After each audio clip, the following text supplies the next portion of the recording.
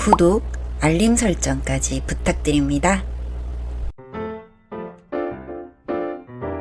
오늘도 우리 사는 이야기 찾아주셔서 감사합니다. 사연자분이 보내주신 이야기 시작해볼게요. 안녕하세요. 저는 오늘 저의 죄를 누구에게라도 말하고 털어놓고 싶어 이렇게 글을 쓰게 되었습니다. 제 나이는 70을 눈앞에 두고 있는 여자입니다.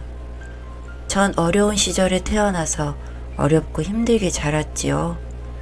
집안 형편도 그리 좋은 편은 아니었기 때문에 많이 배우고 싶어도 못 배웠고 그저 집안일을 배우면서 그렇게 컸습니다.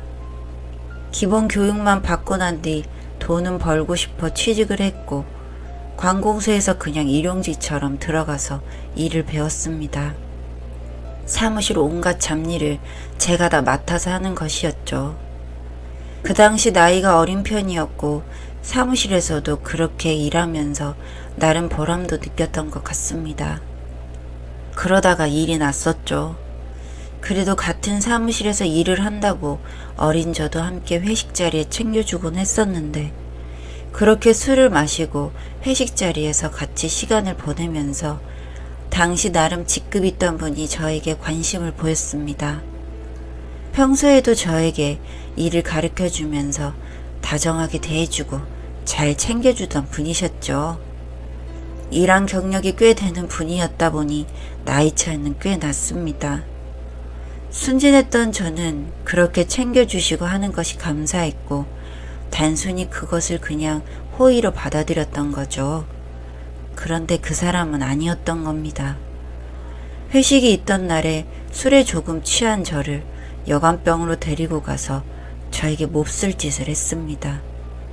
그냥 평범하지만 나이가 많은 남자였다면 문제가 없었을 텐데 그 남자는 유부남이었습니다.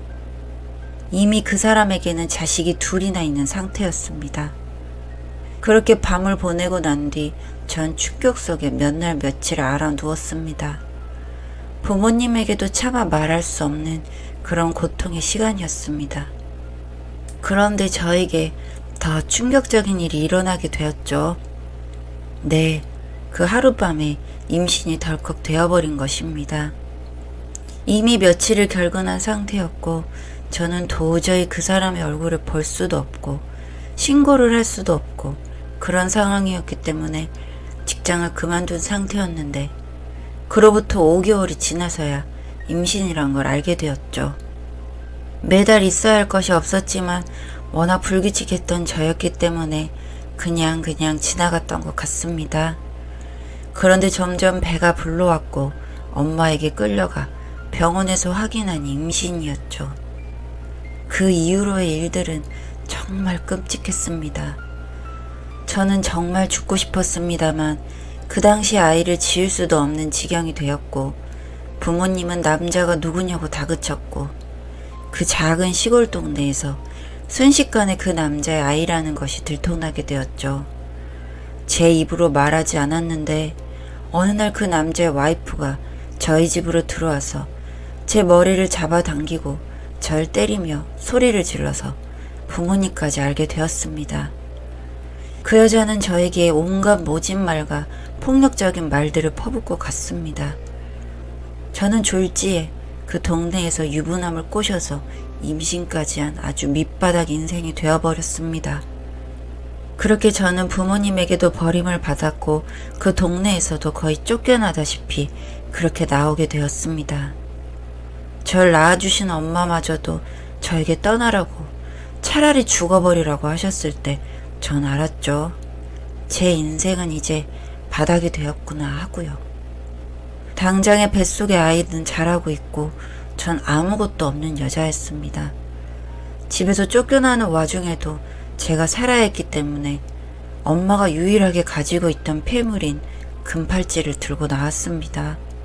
어쩔 수 없었어요. 제가 할 수 있는 게 당장 없는데 이대로 정말 죽을 수도 없었으니까요. 그렇게 기차를 타고 서울로 왔습니다. 그 기차 안에서 흘렸던 눈물과 막막함, 두려움 등은 지금까지도 생생하게 기억이 납니다. 그런데 가끔 후회를 합니다. 차라리 그때 어디 가서 약이라도 먹어버리고 사라져버렸으면 더 낫지 않았을까 하고요. 저는 그렇게 서울에 자리를 잡게 되었습니다. 곧 출산할 때가 다가와가니 너무 막막했습니다. 우선 제일 싼 여관방에 월세를 내며 지내기로 했습니다. 찌린 데가 가득 배어있는 그런 오래된 여관방이었습니다. 당장 어디에 취직을 할 수도 없으니 엄마의 금발채를 팔아서 돈을 마련했고 그 돈으로 여관방 월세를 내고 출산할 때 드는 비용을 마련하기로 했습니다. 그렇게 저는 하루를 그냥 버티고 버텼습니다. 죽을 수 없어 그냥 살았습니다. 그런데 어느 날 여관방 주인이 저에게 말을 걸어왔지요.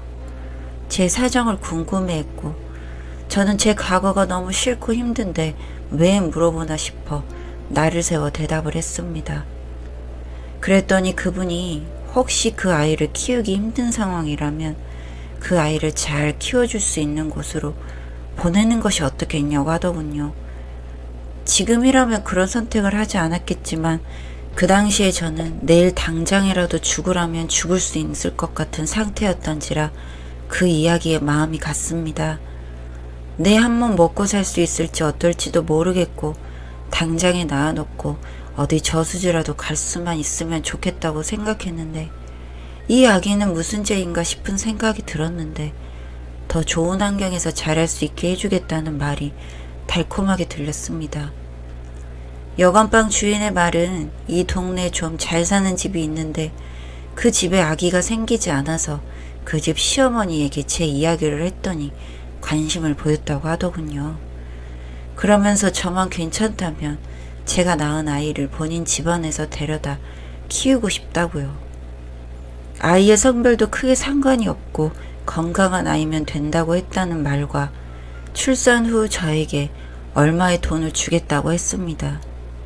지금 생각해보니 그래야 뒤탈이 없을 것이라 생각하고 준 것이지 않나 싶습니다. 저는 그런 이야기들이 감사했습니다. 이 아이의 운명은 그래도 살아야 할 운명인가 보다 했지요. 그렇게 한 달 뒤 저는 출산을 했고 여자아이를 낳았습니다. 아이에게 모유를 주고 싶어하는 그분들의 의견에 따라서 저는 2달 정도 아이와 함께 지내게 되었습니다. 그 키키하고 찌린내 나는 여관방이 아닌 그 집의 독채에서 지내게 되었죠. 본체에는 가본 적이 없었습니다만 겉으로 보았을 때 아주 좋은 집이었습니다. 아이에게 젖을 물리며 생각했습니다.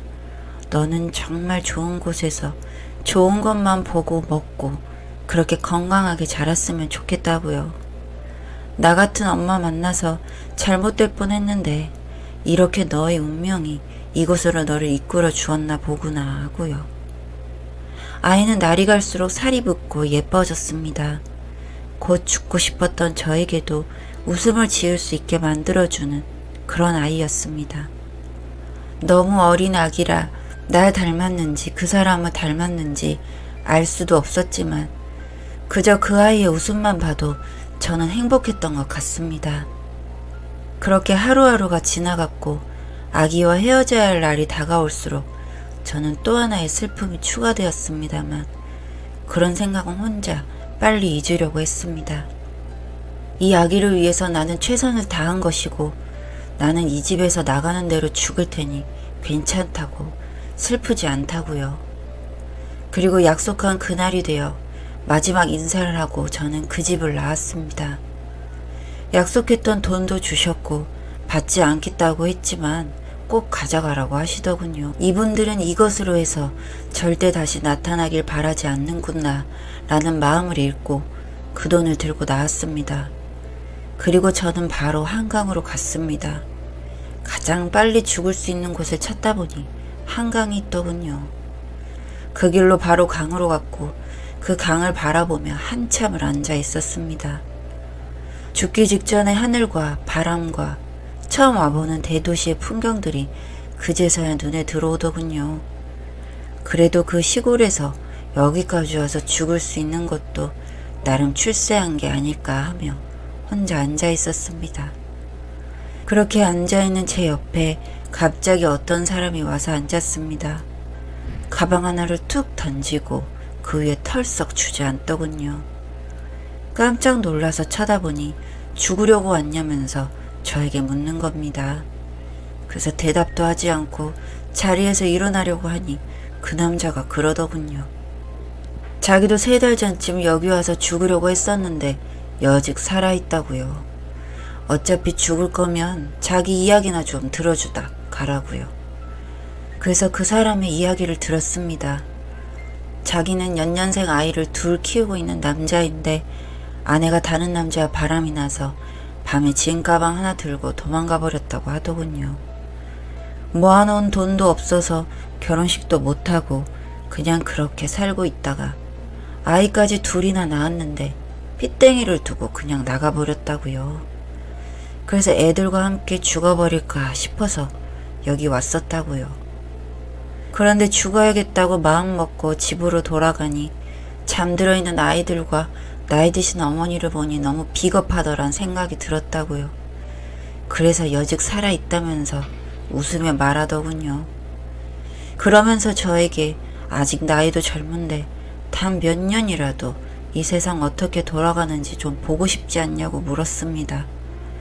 어차피 그런 마음 먹었으니 다음 몇 년 아니 몇 달이라도 신나게 살다가 가는 것도 좋지 않겠냐고요. 나와 같은 마음을 먹었다는 이 사람 앞에서 왠지 마음이 편해지는 걸 느꼈습니다. 나만 이렇게 이런 마음을 먹고 사는 게 아니구나 하는 마음과 왠지 내 이야기도 하고 싶어졌죠. 그래서 여기까지 오게 된 이유를 말하게 되었습니다. 가만 들어주던 그 사람이 오늘 그럼 자기 집 가서 따뜻한 밥이나 한 끼 먹고 가라고 했습니다. 우리 아이들도 자랑하고 싶고 우리 엄마는 솜씨 좋다고 소문났으니 정말 맛있는 밥 먹게 해주겠다고요. 그렇게 그 남자를 따라가게 되었고 저는 그 남자의 아내가 되었습니다. 내 아이를 다른 집에 버리듯 던져놓았던 제가 엄마를 잃은 그 남자 아이 둘을 그냥 지나칠 수가 없었습니다. 밝고 씩씩한 그 사람이 좋았고 편안한 목소리가 좋았습니다. 저를 딸처럼 안아주시던 시어머니도 좋았습니다. 그래서 저는 그렇게 여태까지 살게 되었습니다. 마음 한켠에 죄책감도 있었지만 그래도 남편과 아이들을 바쁘게 키우면서 제 인생의 시계는 돌아가기 시작했습니다.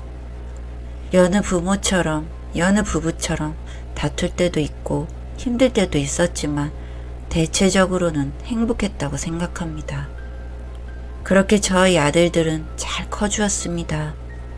저를 엄마로 따르며 잘 먹고 잘 자고 또 열심히 공부도 하더니 자랑스러운 아이들이 되어주더군요. 둘 다 어디 내놓아도 부끄럽지 않을 만큼 좋은 학교에 좋은 직업까지. 그렇게 저희 부부도 나이가 들어갔습니다. 이렇게 행복했던 날들을 제가 너무 양심 없이 즐기고 있었나 봅니다. 영원할 줄 알았는데 그게 아니더군요. 다들 잘 키워놓고 보니 또 하나 걱정인 것이 부모로서 자식들의 배우자를 만나게 해주고 싶다는 생각이 들었습니다. 하지만 저는 남편이나 이런 것은 억지로 할 수 없다는 생각에 아들들이 데리고 올 여자를 기다렸지요. 그러다 보니 어느 날 좋은 소식이 들려왔습니다. 첫째 아들이 결혼하고 싶은 여자가 있다면서 데리고 온 것입니다. 남편과 저는 마음이 너무 들떴습니다. 너무 행복했지요. 내 아들이 선택한 여자라면 저는 무조건 좋다고 생각했습니다. 그래서 들뜬 마음에 이것저것 물었지요. 아들도 그런 관심이 싫지는 않은 듯이 이야기를 시작했습니다. 그 아가씨에 대한 이야기들을 즐겁게 해나가던 아들이 잠깐 뜸을 들이면서 또 하나의 이야기를 하더군요. 하지만 한 가지 부모님이 어떻게 생각하실지 걱정인 부분이 있다고요. 그래서 떨리는 마음을 가라앉혀가며 무엇이냐 물었지요. 그랬더니 그 아가씨가 보육원 출신이라는 것입니다. 내심 마음이 그렇더군요. 사람 하나만 좋으면 되지 싶다가도 그래도 부모님이 계신 것이 좋은데 혹여나 보육원에서 자라오면서 마음에 상처가 많아서 우리 아들을 힘들게 하지 않을까 하는 걱정이요. 그런 걱정하는 마음을 아들도 아는지 전혀 걱정하실 필요가 없다면서 그냥 만나보시면 좋아하실 거라고 했습니다. 그렇게 그 아가씨를 처음 보는 날이었습니다. 남편과 저는 보육원 출신이라는 것에 너무 깊이 생각하지 말고 사람을 보자고 이야기를 했지요. 준비해 두었던 식사를 하고 다과를 먹으면서 보니 참 예쁘고 성격도 좋은 그런 아가씨였습니다. 남편도 저도 내심 마음에 쏙 들었죠. 이런저런 이야기를 나누는 중에 그 아가씨가 먼저 이야기를 꺼내더군요. 자신은 낳아준 부모에게 태어나자마자 버림받고 양녀로 들어갔지만 그 집에서도 천덕꾸리기 신세가 되어서 보육원에서 지내게 되었다고요. 그런 마음 아픈 이야기를 별일 아니라는 듯 웃으면서 이야기를 하던 그 아가씨가 너무 마음이 쓰였고 안타까웠습니다. 하지만 자신은 그래도 괜찮다고 하더군요. 그런 세월이 있었기 때문에 본인은 더 열심히 살 수 있었던 것 같고 그 결과 이렇게 좋은 남자친구도 만날 수 있었던 게 아닌가 싶다고요. 참 말 한마디 한마디 똑똑하고 예쁘다 싶었습니다. 그렇게 아가씨를 집에 보내고 남편과 저는 이야기를 했습니다. 우리 정말 저 아이에게 좋은 부모가 되자고요. 그렇게 아들의 결혼 준비가 시작이 되었습니다. 집을 구하는 것부터 시작을 하게 되었고 기쁜 마음으로 아이들의 신혼집을 찾아보았고 부모가 없는 그 아이를 위해서 같이 혼수도 보러 다녔습니다. 그 아이와 이야기하고 여기저기 다니는 시간들이 참 즐겁더군요. 남편은 저와 며느리가 될 아이가 너무 잘 지내니 질투를 하기도 했습니다. 자신만 빼놓고 그렇게 다닌다고요.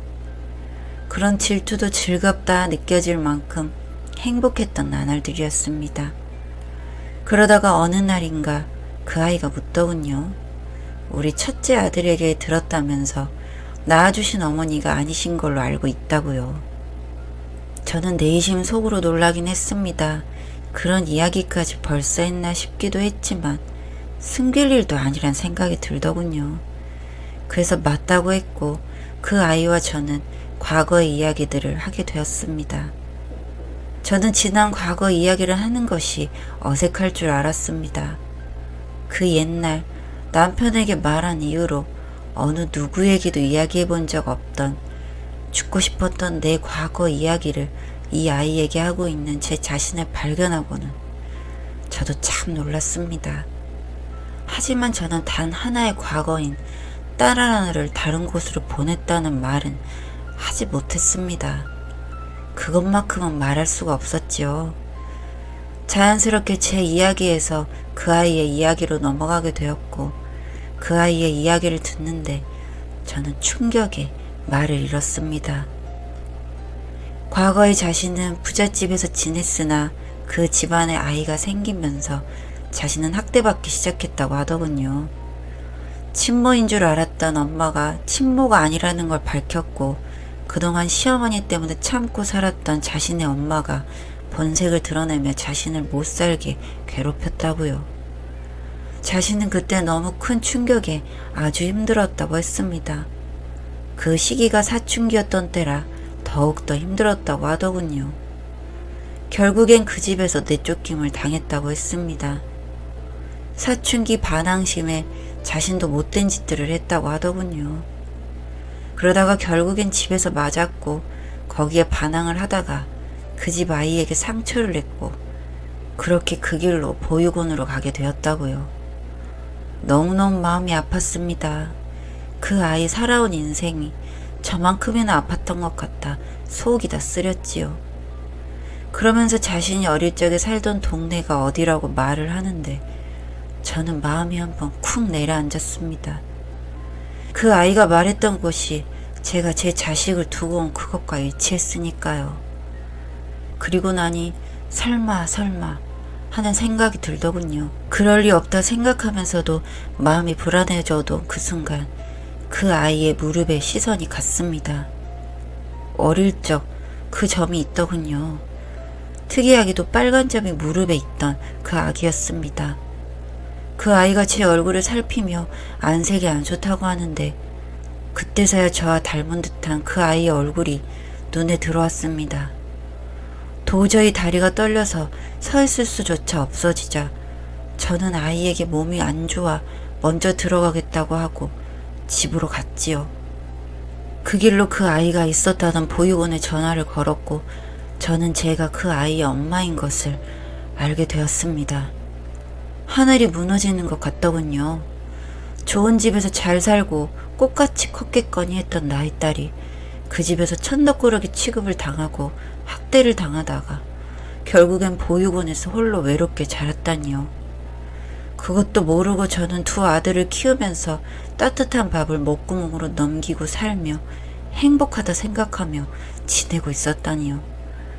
그날 밤 내내 저는 뜬 눈으로 밤을 지새며 엉엉 울었습니다. 원 없이 목 놓아 울었습니다. 그 아이의 인생이 너무 아파 울었고 제가 행복하게 살아온 삶이 너무 후회되어 울었습니다. 그렇게 한바탕 울고 나니 이제 앞일이 걱정이 되더군요. 그 아이도 제 아들도 이 둘은 서로 전혀 모르고 있는데 그렇게 둘의 행복한 미래만을 꿈꾸고 있는데 모든 사실을 알아버린 나는 어떻게 해야 하나 싶더군요. 제대로 먹을 수도 잘 수도 없는 날들이 이어졌고 이런 저에게 남편은 왜 그러나며 걱정스럽게 물었습니다. 정말 어떻게 해야 할지 모르겠더군요. 저를 보는 남편은 도저히 안 되겠다면서 병원에 가서 검진이라도 받아보자며 화를 냈습니다. 그런 남편의 얼굴을 보니 눈물이 났습니다. 그 사람을 부여잡고 엉엉 목 놓아 울었습니다. 그런 저를 안아주던 남편이 한참을 기다려주다 묻더군요. 무슨 일이냐고요. 그래서 저는 몇십 년 전 그 한강에서처럼 이야기를 시작했습니다. 알고 보니 그때 그 부잣집에 보냈던 딸이 이 아이라고요. 그 아이의 그간 살아온 이야기까지 남편에게 말했습니다. 제가 나쁜 년이죠. 이런 짐을 남편에게까지 던져주다니 말이죠. 하지만 이 착한 사람은 이런 엄청난 이야기를 한 저를 오히려 안아주고 달래주더군요. 울지 말라고요. 이것 또한 당신이나 그 아이가 어쩔 수 없었던 운명이 아니었겠냐고요. 그렇게 저와 남편은 그 아이를 며느리로 받아들였습니다. 아무것도 모르는 내 딸아이와 아무것도 모르는 나의 아들을 위해서 그렇게 하기로 결정했습니다. 내가 저지른 죄로 인해 두 아이의 인생까지 망가뜨릴 수 없다고 생각했으니까요. 그리고 저와 남편은 그 아이들의 인생에서 멀어지기로 했습니다. 해외로까지 나가서 살까 생각했으나 이미 나이 든 몸뚱이 해외까지 가서 살기란 힘든 일이지요. 저 때문에 남편까지 떠나게 할 수도 없었고요. 그래서 우리 둘은 땅끝으로 가게 되었습니다. 한번 오려면 정말 마음먹고 와야 할 아주 작은 시골 마을에 들어와 살고 있지요. 착한 내 아들과 버림받아 힘들게 살아온 내 딸은 왜 이리 멀리 가시냐며 이제 자신의 부모가 되어달라고 했지만 어찌 제가 그럴 수 있을까요? 죄가 많은 나라는 인간이 그 애들 곁에 있다간 어떤 화를 부를지도 모를 텐데요. 그렇게 멀리 떨어져 살고 있습니다. 1년에 한두 번도 겨우겨우 만나가며 그렇게 지내고 있습니다. 하지만 온 마음으로 그 애들이 행복하기를 바라고 또 바라고 있지요. 제 남편이 가장 불쌍하고 목이 메입니다. 미안하고 또 미안합니다. 그 옛날 한강에서 저의 손을 잡아주던 그 남자는 지금까지도 제 손을 잡아주고 있으니 말입니다. 우리에게 남은 생이 얼마나 될지는 모르겠습니다. 제가 떠나는 그날까지 남편에게 사죄하는 마음으로 곁에서 함께 하려고 합니다. 그리고 제 남은 생이 많지 않길 바랍니다. 제가 영원히 사라짐으로 해서 진정한 평화가 오길 바랍니다. 늙은 사람의 이야기를 들어주어 감사합니다. 사연은 여기까지였고요. 우리 사는 이야기 시청해주셔서 감사합니다.